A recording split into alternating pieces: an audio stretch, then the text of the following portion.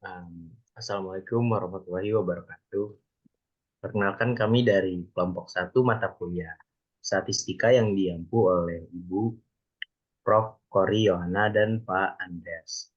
Nah, di video ini kami akan mempresentasikan hasil kerja kelompok kami tentang performa atlet sepak bola di lapangan. Sebelum itu, perkenalkan kelompok kami ada saya sendiri, Pak Hidayah, dan saya Rizky Rentia. Ji, gaji. Ji, Oke, ngomong Ji. dengan ada saya Muhammad Gazi. Nah, Saya Muhammad Ilham Haki. Saya Ahmad Pranandika Wibowo. selanjutnya untuk nomor satu untuk datanya akan dijelaskan oleh teman saya.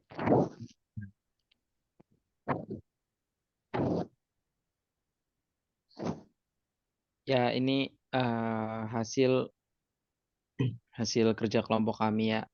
Data-datanya yang kami buat, ini pure yang kami buat sendiri. Ini kami membuat 5 variabel ya. Ada variabel ordinal, nominal, 2 variabel independen dan 1 variabel dependen ya. Untuk yang ordinal itu lama karir, nominalnya gender, independennya ada kondisi fisik dan motivasi, dan yang dependennya ada performa di lapangan. Boleh di slide bawah. Dan ini ada 5 soal yang perlu kita cari ya.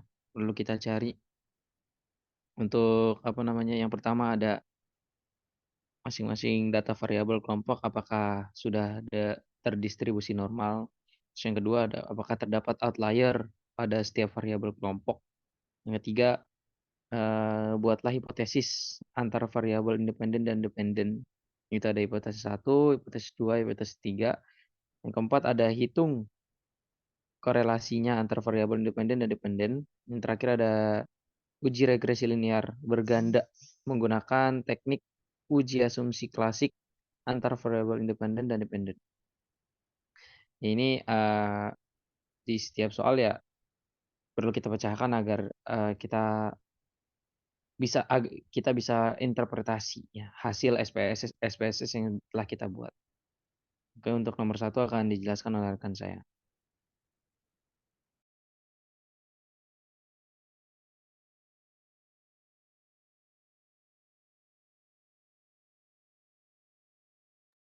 Oke, yang pertama saya akan menjelaskan uji normalitas menurut Shapiro-Wilk. Yang pertama itu kita menjelaskan tentang gender. Ini kita cari di SPSS-nya yang gender itu.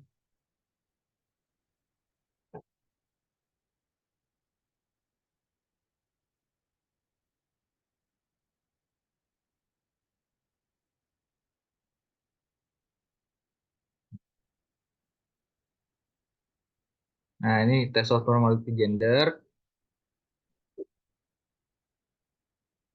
Yang ini kita lihat dari data di atas, lihat nilai signifikansi laki-laki yang ini itu sebesar 0,870 dan nilai signifikansi perempuan itu sebesar 0,667 yang berarti itu lebih besar dari 0,05 yang berarti data ini berdistribusi normal.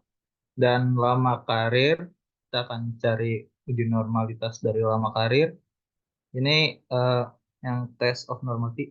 Berdasarkan data yang udah kita cari, nilai signifikansi yang lama karirnya kurang dari 5 tahun itu sebesar 0,891 dan signifikansi yang lebih dari 5 tahun itu sebesar 0,162 yang berarti itu lebih dari 0,05 yang artinya sama kayak di atas itu datanya berdistribusi normal. Yang kedua akan dijelaskan oleh Fakih. Nah, untuk selanjutnya itu ada uji outlier. Yang pertama ini ada yang gender. Jadi di box di atas itu tidak ada outlier yang terdeteksi. Nah, jadi nggak ada titik-titik yang yang keluar dari kotak ini karena titik individu yang tersebar di luar Whisker itu adalah outlier. Nah, di sini tuh nggak ada ya di Minder. Nah, untuk selanjutnya di lama karir itu juga nggak ada outliernya.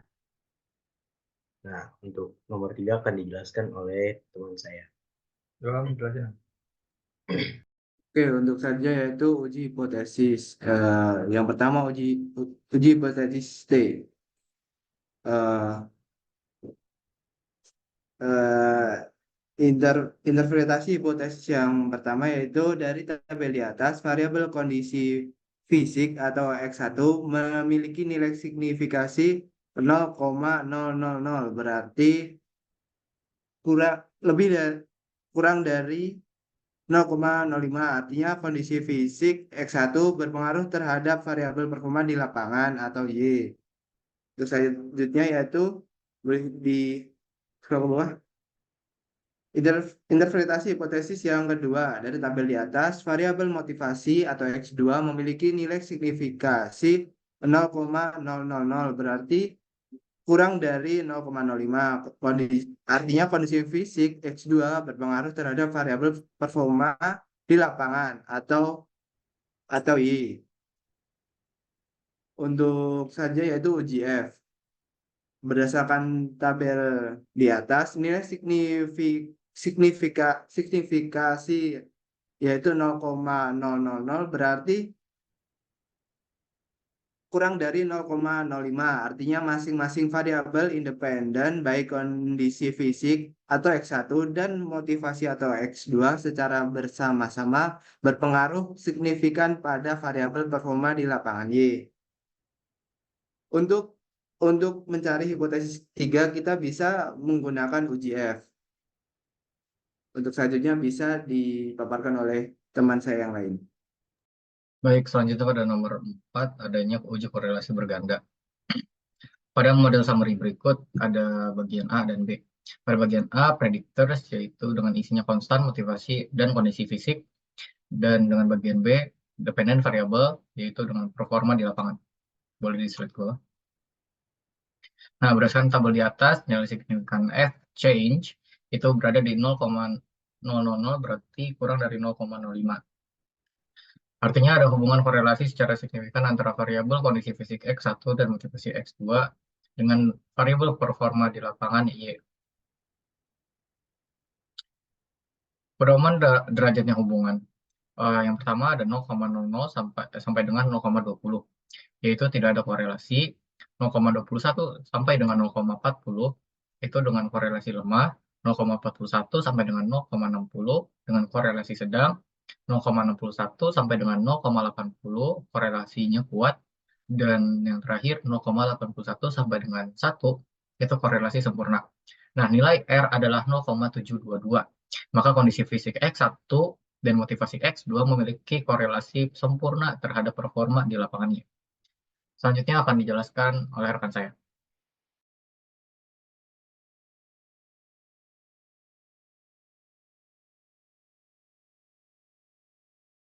Maaf, ini salah. Dijelaskan lagi, korelasinya itu korelasi kuat ya, bukan korelasi sempurna. Karena sebesar 0,722 yang masuk ini mesti korelasi kuat, belum korelasi sempurna. Oke. Next. Ini ada uji asumsi klasik ya. Uji asumsi klasik cukup rumit, cukup panjang. Ada beberapa ujian yang harus dilakukan. Yang pertama ada uji normalitas.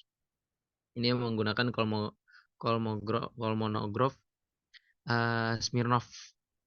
Ini seperti yang udah kita lihat tuh, nilai signifikannya 0,200, yang berarti itu lebih besar daripada 0,05. Maka dapat disebutkan data tersebut berdistribusi normal. Karena ya di atas 0,05. Kalau di bawah ya berarti tidak normal. Yang kedua ada uji linearitas. Berdasarkan nilai signifikansi deviation from linearity itu didapat 0,759. Yang berarti itu lebih besar daripada 0,05. Maka ada hubungan linear ya, secara signifikan antara variabel kondisi fisik yaitu X1 terhadap variabel performa di lapangan itu Y. Terus yang kedua yang untuk yang variabel yang motivasi ya. Berdasarkan nilai signifikansi deviation from linearity didapat 0,575. Sama kayak tadi ya, berarti lebih besar daripada 0,05. Maka ada hubungan linear secara signifikan antara variabel motivasi yaitu X2 terhadap performa di lapangan yaitu Y.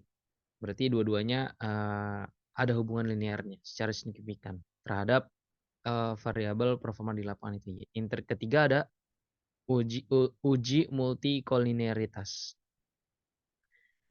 Ini kita lihat dari tolerance dan VIF-nya atau VIF-nya. Toleransinya pada variabel kondisi fisik yang X1 ini nilai toleransinya adalah 0,976. Yang berarti lebih besar daripada 0,05. Maka tidak terjadi multikolinearitas. Itu untuk yang kondisi fisik atau X1. Untuk yang S2-nya yang variabel motivasi itu nilai toleransinya 0,976 dan berarti itu lebih besar daripada 0,5. Maka tidak terjadi multikolinearitas juga sama. Jadi dua-dua variabelnya tidak terjadi multikolinearitas. Untuk yang VIF-nya juga kondisi fisiknya itu 1,024. Itu lebih kecil ya, lebih kecil, kurang dari 10. Maka tidak terjadi multikolinearitas. Terus yang variabel motivasi yang X2 juga sama 1,024 yang kurang dari 10. Berarti tidak terjadi multikolinearitas juga. Jadi bisa dilihat dari VIF, bisa dilihat dari tolerance tadi.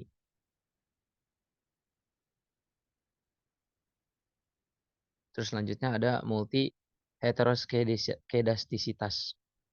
Ini bisa dilihat ya dari grafik scatter plot terlihat bahwa titik-titik menyebar secara acak ya. Secara acak baik di atas maupun di bawah angka 0 pada sumbu Y. Jadi dapat disimpulkan bahwa model memenuhi syarat menjadi model yang baik karena tidak terjadi heteroskedasitisitas dan terindikasi merupakan model homoskedasitisitas. Yang terakhir ada koefisien determinasi. Berdasarkan hasil uji koefisien determinasi, maka diperoleh nilai adjusted R-square. Itu sebesar 0,501. Yang berarti 50,1%. Nah, maka hal tersebut memiliki arti bahwa performa di lapangan ini itu dipengaruhi oleh variabel kondisi fisik dan motivasi X1 dan X2, yaitu sebesar 50,1%. Itu berarti kondisi fisik sama motivasi itu berpengaruh terhadap performa di lapangan itu 50,1%. Nah, berarti sisanya kan 49,9%. Itu berarti dijelaskan oleh variabel lain selain variabel independen dalam penelitian, pengaruh lain. Mungkin sebelum ini kita kasih lihat SPSS dulu ya, bukti kita mengerjakan hasil hitung kita sendiri. Ini untuk data-datanya, lalu ini untuk outputnya. Ya, ini bukti kalau memang kita mencari sendiri tidak mencontek ya. Mungkin untuk teman-teman yang nonton yang kalau bingung langkah-langkah untuk mengerjakan SPSS-nya boleh komen di bawah ya. Nanti kita dari kelompok kita akan menjelaskan cara kerja SPSS-nya. Baik, saya cukup sekian dari kami. Saya kembalikan kepada moderator.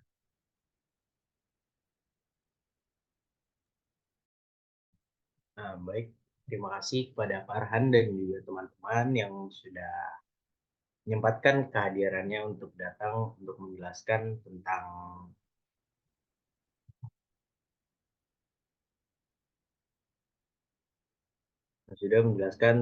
performa atlet sepak bola di lapangan.